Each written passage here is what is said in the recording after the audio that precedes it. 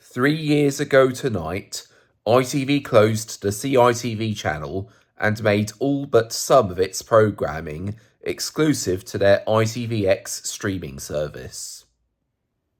I feel this was a very foolish decision, as it reduces the amount of children's programming available to households without internet access and puts more programming in danger of becoming lost media. Since then, Narrative removed their Pop and Tiny Pop channels from Sky, a crushing loss, and even closed the Pop Player streaming service. The latter being another reminder that streaming is not a long-term solution for access to media. Pop and Tiny Pop do still exist as linear channels, but even if you have Freeview, you still need internet access to watch them. Why did they do this? Apparently, according to the boss of Narrative, the ad revenue that kids programming gets here in Britain is now only a tiny fraction of what it was in the first half of the 2010s. How is that the case? I get that kids these days are using tablets and on-demand TV more than traditional broadcast TV, but I still think online should not be the only option for kids programming, especially as there's a higher risk that children will find something inappropriate online than there is if they're using traditional broadcast television. There was also another kids channel on Freeview, which also required internet to watch, Moochie, launched in 2023, but it appears they closed in 2025. Shame. Not only was their closure another blow to kids' TV, but like Pop in their infancy, they showed promise. There is now another kids channel that works the same way, Cartoon Classics, but sadly they're only available in parts of the country that can each get a local TV channel on Freeview. Yes, there does exist a Kent-focused local TV channel, KMTV, but sadly they are not available in my part of Kent. To make matters worse, Cartoon Classics, as of yet, is not available on Sky, Virgin or Freesat. If anyone from Cartoon Classics is watching this, please look into acquiring the Freeview slot left behind when news channel Talk TV left the platform, if it hasn't been acquired already. But ITV launched a CITV block airing mornings on ITV2, didn't they? Actually, they closed that block this past April. For the first 2 years of CITV on ITV2, the schedule, although limited, was respectable. However, later on, they filled most of it with a movie on Saturdays and Sundays because they didn't want to go through the trouble of giving proper attention to something I knew they had set up to fail to force more of us to use ITVX. The mask slipped late last year when they cut CITV on ITV2's hours, so it ended at 7:45am instead of 9am, by which point most kids still haven't left for school.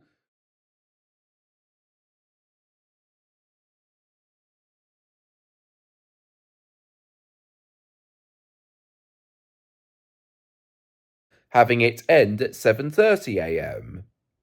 Also, from the change to 7:45am, they had almost all its programming be Scooby-Doo. Don't get me wrong, I love Scooby-Doo as much as the next person, but by making it the almost only thing on your programming block, you're showing that you never meant for it to be a long-term thing and want to justify an online-only future as much as you can. In a bid to try and encourage ITV not to make all of their kids' programming online only, when my parents checked me into respite for a week this past November, I made sure to, each morning while there, turn on to ITV2 at 6am for Looney Tunes cartoons, one of the few non-Scooby shows CITV still had. Yeah, despite my pledge to boycott ITV completely due to the closure of CITV, I did tune into ITV2's CITV block a few times, and I did watch those McFly and Girls Aloud concerts ITV aired in late 2024. I love those two bands so much. And throughout 2026 alone, I received 3 reminders that streaming is not a long-term solution for watching your favourite content. Of the many shows CBBC added to their lineup this year so far, thank goodness that channel did not close down last year, despite what was said in 2022. 3 of them were ones ITV had the Poor People TV rights to. What's New Scooby-Doo, which coincidentally was a CBBC staple before it moved to CITV in 2016, Teen Titans Go, and more recently, Mystery Lane. As much as I dislike Teen Titans Go, it is great to know that What's New Scooby-Doo and Mystery Lane can be watched without internet again. But even so, knowing that even the BBC wants to force an online-only future on us, I feel we still need to do what we can to prevent such a potential reality. TV isn't as accessible now as it was in the 2010s. What with all those accounts they make us sign up for, it's not being certain we'll remember our passwords, and it also not being a guarantee that the servers will even be working in the first place. And the most common complaint I hear is that all TV in Britain being online only would require that all households in the UK each pay another subscription on top of the legally required TV licence we each already pay. Also, earlier this summer, just before now ex-Prime Minister Keir Starmer left office, his cabinet unveiled plans to close Freeview and make all TV here in Britain online only in the year 2034, which is less than a decade away. No one in Britain is asking for this, except the main few broadcasters themselves. Yesterday, a consultation closed asking what we think of it. I hope enough people emailed and wrote in asking the government to reconsider and instead keep Freeview going at least until 2044, the other option they proposed. You may have even heard of the Broadcast 2040 Plus campaign. I've been following them as much as I've managed to. They seem to be doing good work, even though they don't always update their blog or news page. While I do see a lot of promising polls showing that most of the British public disapprove of a potential switch from Freeview to Freely, I've still yet to see anything in the way of our government answering our prayers and committing to keeping Freeview around for longer. Even so, I hear Freely got a surge in viewership during the World Cup, despite TV over the internet not being a suitable way to watch live sport. Personally, I think both Freeview and FreeSat should continue to be available at least until 2060. From my experience, satellite seems to be the most reliable way to receive TV broadcasts, and I'm not just saying this as someone who had Sky from 1996 to 2024. Why 2024? Late that year, I had a snafu with my care setup and had to move back in with my parents that December. In the process, I cancelled my Sky subscription as my parents had, and still have, EETV. They no longer have an aerial, so they are using their EETV box in internet mode, but they still have their Sky dish set up, which was left unused since September 2023. Because I still had a few days left of my Sky subscription when I moved back in with them, I set up my Sky Q box and watched what I could of my recorded programmes. Even after my subscription ended, I could still use my Sky Q box for another 2.5 days to watch free-to-air channels and to encourage the BBC to keep their programming available even without internet. I made sure to use that Sky Q box to watch that Wednesday afternoon's episode of CBBC show Super Happy Magic Forest. Because my parents removed the Sky channels from their EETV subscription just before Christmas 2025, except Sky Sports and TNT Sports, so my dad can still watch Formula One, golf, rugby, etc., I now subscribe to Now, meaning that although it's not my preferred way to receive the channels in question, I can still watch Sky One, Cartoon Network, Nickelodeon, et al. But still, having had Sky's satellite TV service for 28.5 years was quite a run.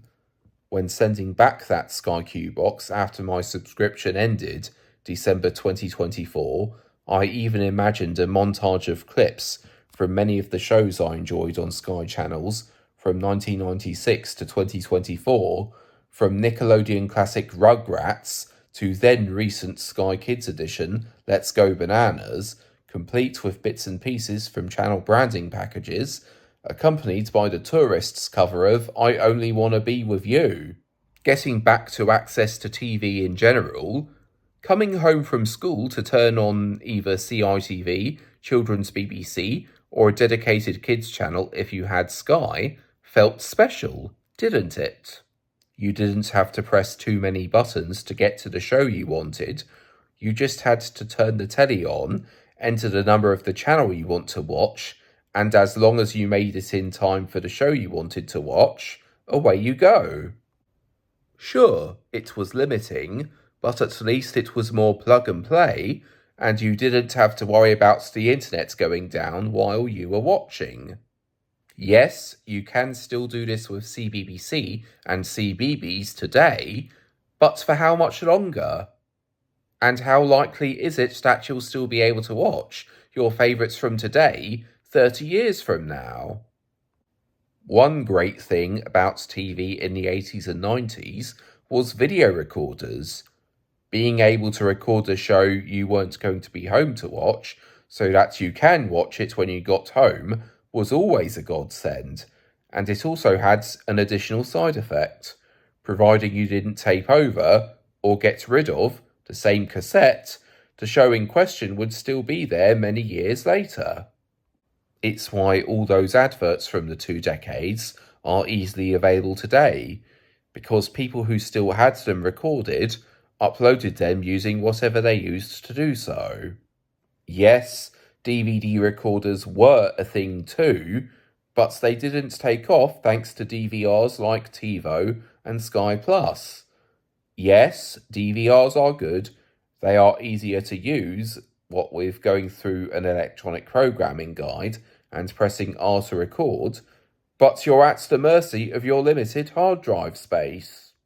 Sure, DVD recorders were not so common, but at least, like VHS, they increased the likelihood of your shows still being there years later.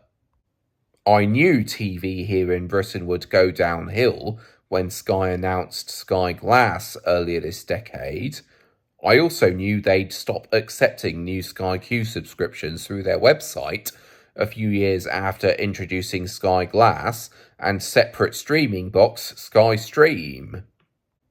All this over-reliance on internet and many things now being subscriptions isn't benefiting anyone but big tech giants like Google, Meta, and Amazon.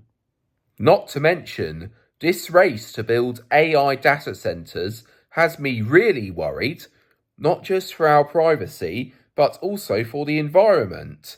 I hear data centers don't just use a lot of electricity, but they also use a lot of water.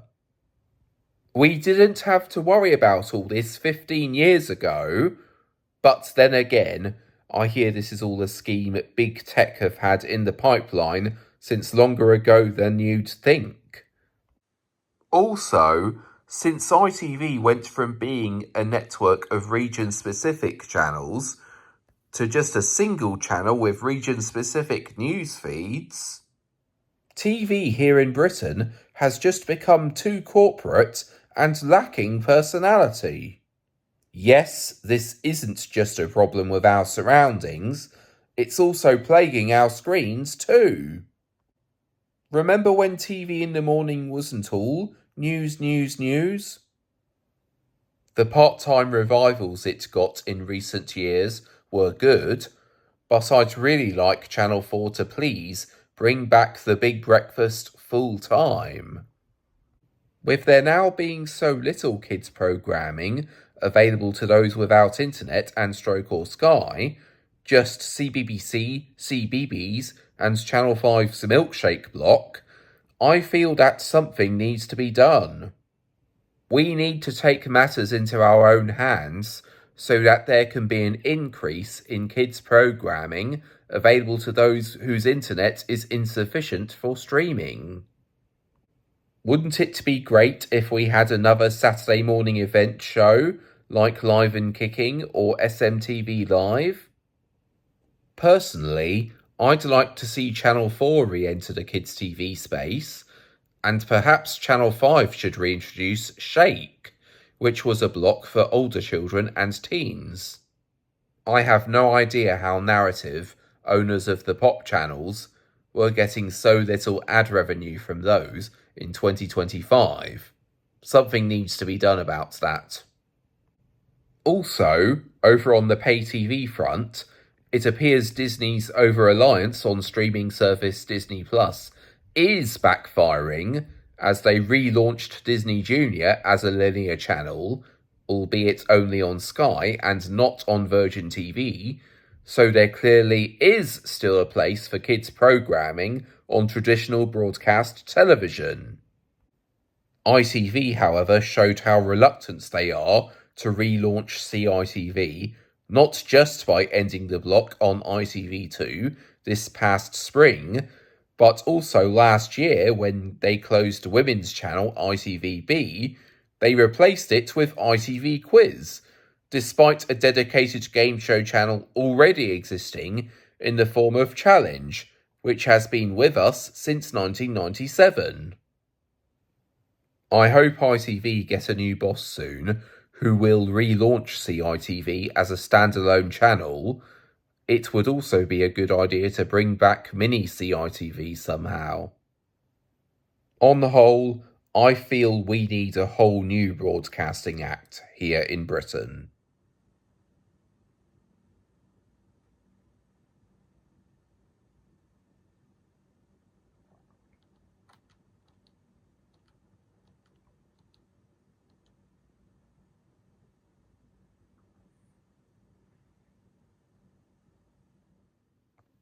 Sorry if there's any issues I missed, but with all I said in my previous 3 installments, and there's only so much information I can process, this was the best I could do. I still stand by my beliefs. ITV were wrong to close CITV.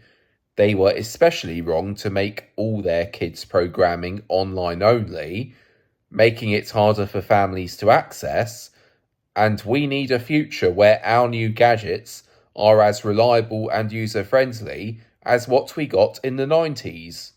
Cheers!